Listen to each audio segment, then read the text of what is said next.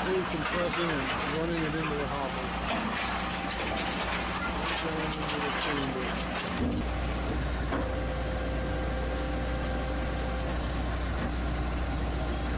This is the completed bale of the beverage cans.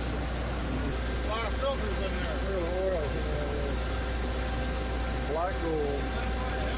Texas tea.